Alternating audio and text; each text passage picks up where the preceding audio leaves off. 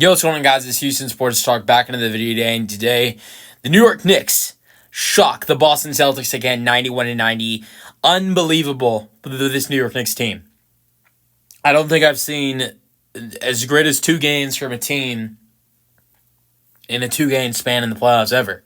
Unbelievable for the New York Knicks for what I just witnessed with them in the second half, outscoring the Boston Celtics 50 to 40, 50 to 40, but that doesn't tell you much because the Boston Celtics were leading by 9 at halftime, right?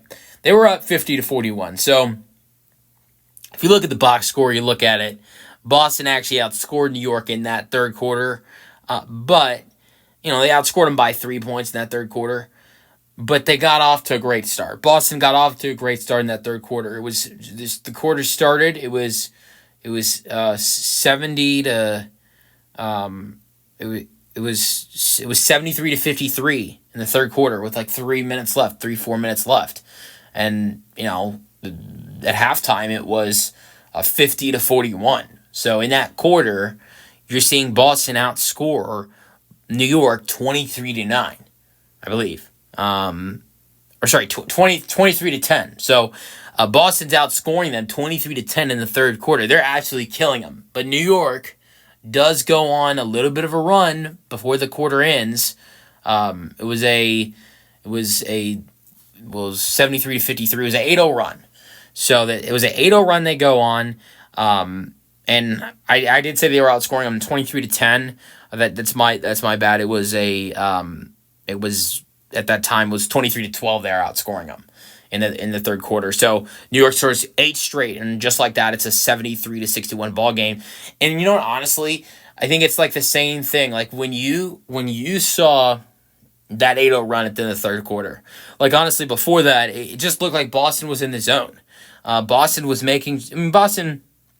Were they making shots in this game? No, but I thought that they were doing a better job of getting to the rim, getting to the free throw line a little bit as well, keeping the Knicks away from the free throw line. This game was going their way.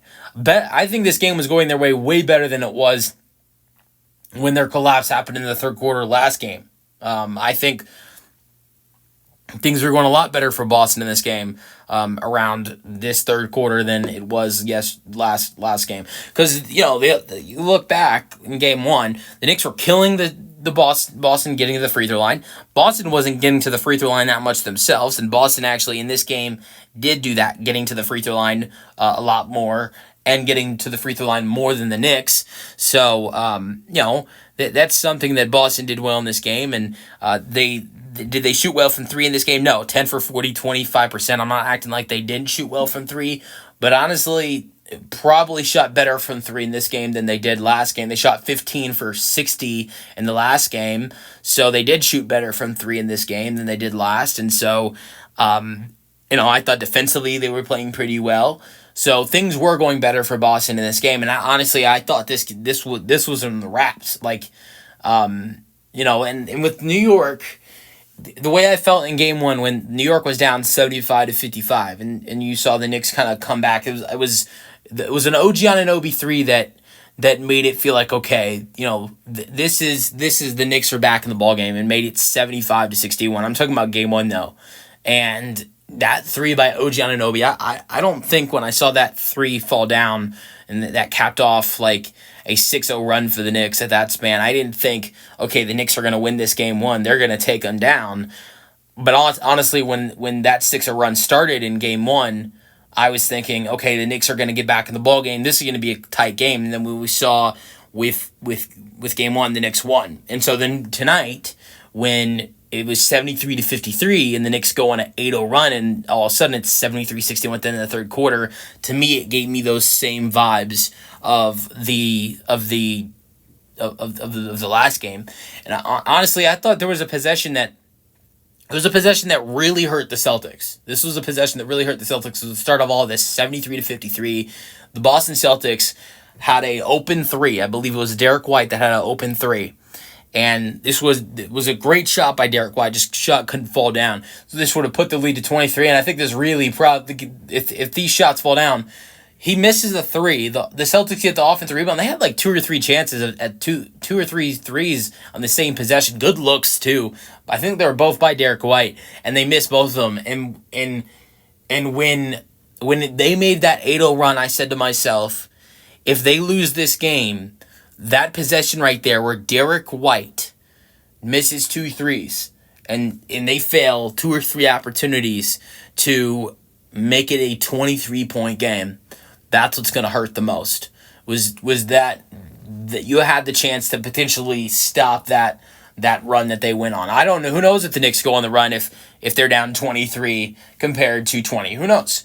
But so it's the possessions like that. And there was too many good shots that the Celtics had in that third and fourth quarter that they should have knocked down that they didn't.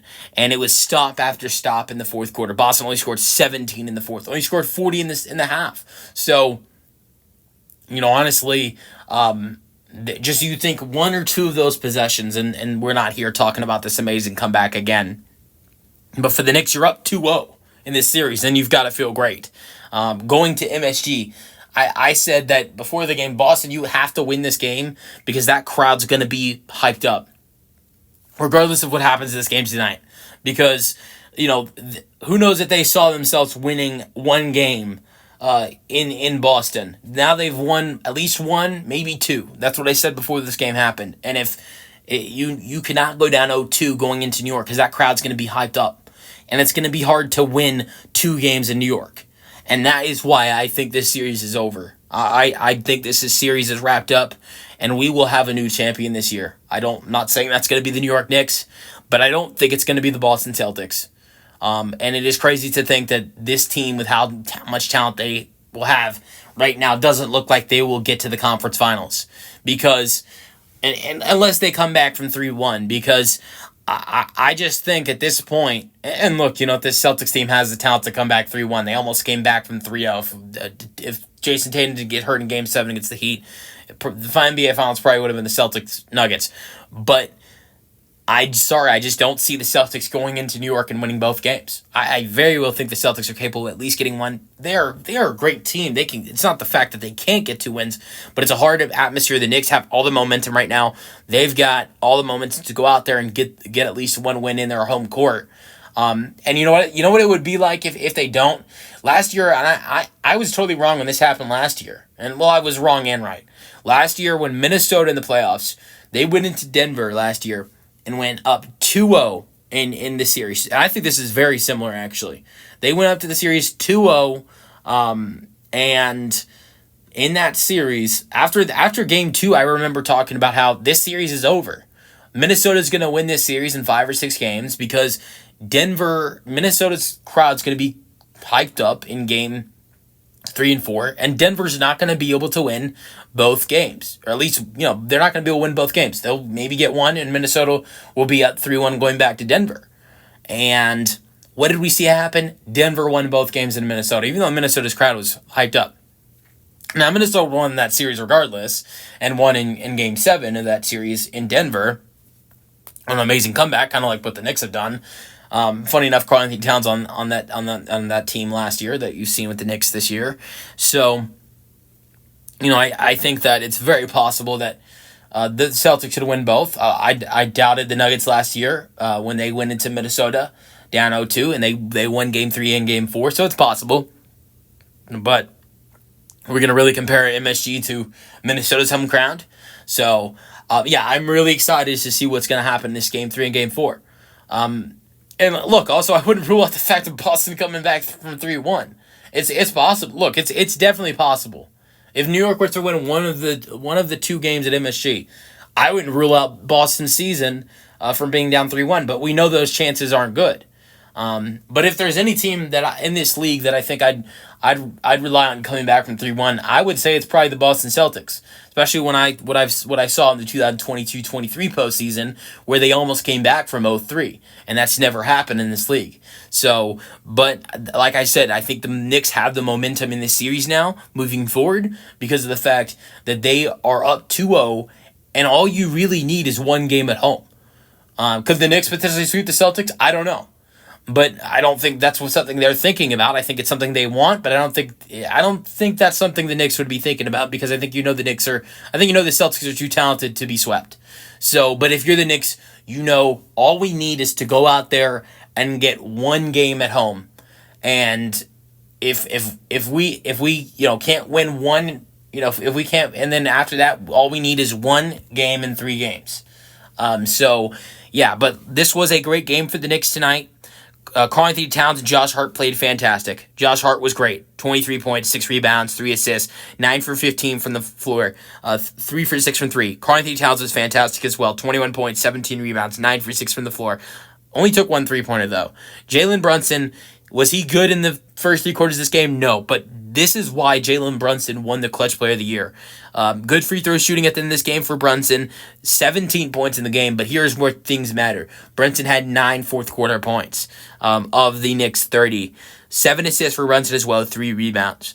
OG Anunoby, look, he was great in game 1. Not defensively, OG Anunoby was brilliant tonight, though. 4 steals, 1 block. But OG Anunoby offensively just wasn't that night. He hit that first. This is a big thing for the Knicks.